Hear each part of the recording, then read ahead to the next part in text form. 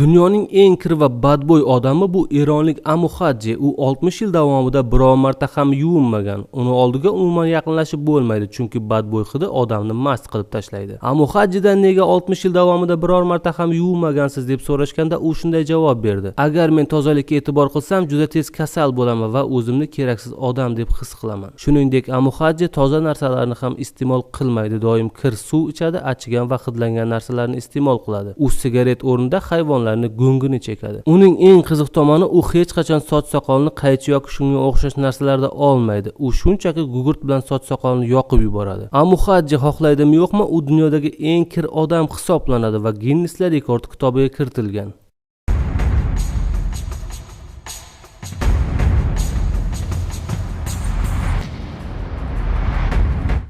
Britaniyalik Gary Strange dunyodagi eng cho'ziluvchan terili inson deb Ginneslar rekord kitobiga kiritildi. Gary o'zini bu qobiliyatini 3-4 yoshida bila boshlagan. Katta bo'lgach esa har xil sirklarda ishtirok etib, o'zini noyob terisini hammaga ko'z-ko'z qilgan. Oqibatda u 41 yoshda Ginneslar rekord kitobiga kiritildi. Gary Strangening terisi shunchaki cho'zilmagan. Unda teri cho'ziluvchanlik kasalligi bo'lib, bunaqa kasallik dunyoda 10 ming kishidan bittasida uchraydi xolos.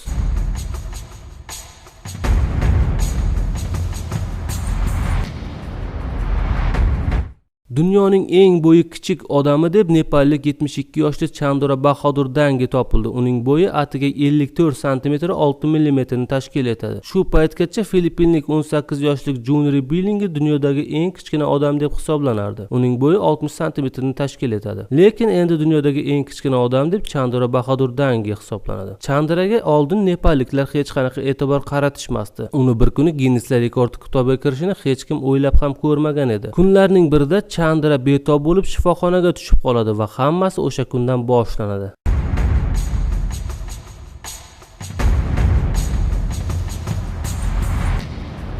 Yangi Zelandiyada istiqomat qiluvchi Danna Paska dunyodagi eng katta tons balig'ini ushlab Ginneslar rekord kitobiga o'z ismini kiritdi. 56 yoshli Danna 411 kilogramlik tons balig'ini ushlaganiga ishonish qiyin, lekin bu ayni haqiqat. U tons balig'i bilan roppa-rosa 4 soat kurashib va nihoyat uni to'rga tushirib oldi. Danna Paskadan ushbu baliqni 2 million AQSh dollariga sotishni so'rashdi. Negaki undan 1769 banka konserva yoki 2875 dona buterbrod qilish mumkin edi. Lekin Danna bu baliqni sotishdan ko'ra uni muzeyga topshirishni afzal ko'rdi. Baliqni u yerda qotirib qo'yishadi va bir umrga o'sha muzeyda saqlashadi. Bu esa Dannaga juda ma'qul tushgandi va baliqni muzeyga topshirishdi.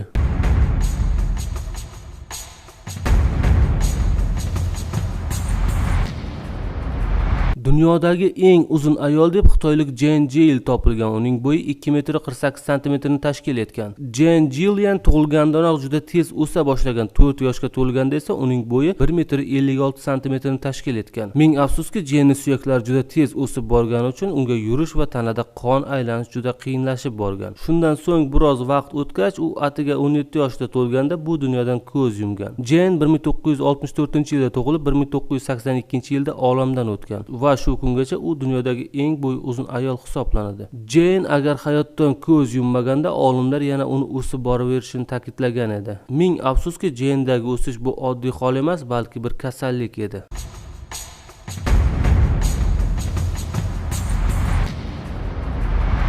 Dunyodagi eng uzun mo'ylovli inson Hindistonda yashaydi. Uning to'liq ismi Ramsing Chawaka. Ramsingning mo'ylovi 426 sm bo'lib, u dunyo bo'yicha eng uzun mo'ylov deya Ginneslar rekord kitobiga kiritilgan. Ramsing 32 yildan buyon o'z mo'ylovini o'stirib keladi. Hindistonda mo'ylovga boshqacha nazar bilan qarashadi. Uning aytishicha, unga mo'ylov boshqacha bir obro' olib keladi. Ramsing bir kunda 2 soat vaqtini mo'ylovlarni parvarish qilish uchun sarflar ekan. U 26 yoshidan boshlab, ya'ni 1970-yildan buyon o'z mo'ylovini umuman kesmagan va 32 yil ichida mana shunday natijaga erishgan. Ramsingni hatto Gollivud kinolariga ham taklif etishgan. U bir marta kinoga ham suratga tushgan. Umuman aytganda, Ramsingning raqiblari juda ko'p, lekin ulardan hech biri hali Ramsing ko'rsatgan natijaga erishganlaricha yo'q.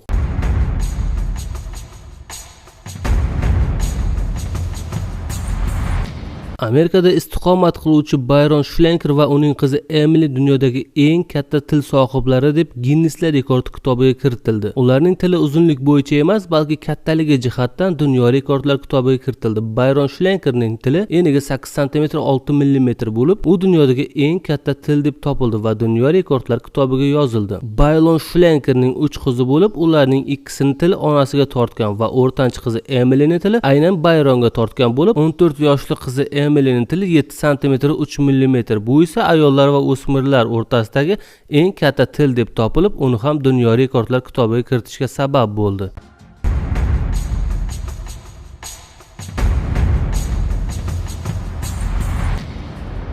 Dunyodagi eng uzun tilla taqinchoq Dubayda bo'lib, u 5 km 520 metrni tashkil etadi. Ushbu taqinchoqning og'irligi esa 256 kg bo'lib, 22 karatli tillodan tashkil topgan. Ushbu tilla taqinchoqni 45 kunda bir necha ming zargarlar qo'ldan tayyorlashgan. Taqinchoqni Dubai Gold Jewelry Group kompaniyasi yasatgan bo'lib, u bularning birinchi rekordi emas. Ular oldin ham, ya'ni 1999-yilda ham shunaqa rekord o'rnatgan edi. O'sha paytda tilla taqinchoqning uzunligi 4 km 290 metrni tashkil etgan. Shu paytgacha hech kim ular o'rnatgan rekordni yangilay olmagan edi. Yana o'zlari o'z rekordlarini yangilab qo'yishdi.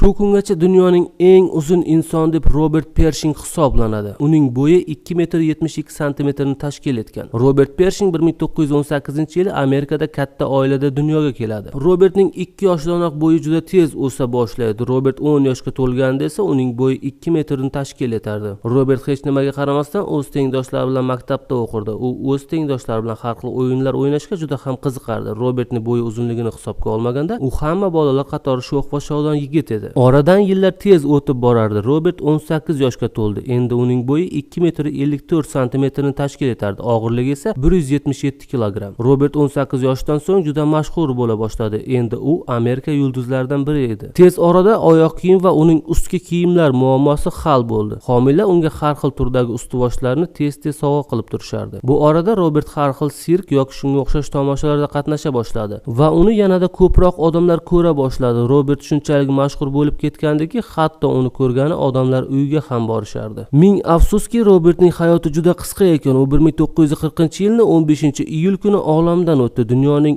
eng bo'yi uzun insoni hayotdan ko'z yumdi. Oxirgi marotaba uni bo'yini o'lchashganda u 2 metr 72 santimetrni tashkil etdi. Og'irligi esa 199 kg.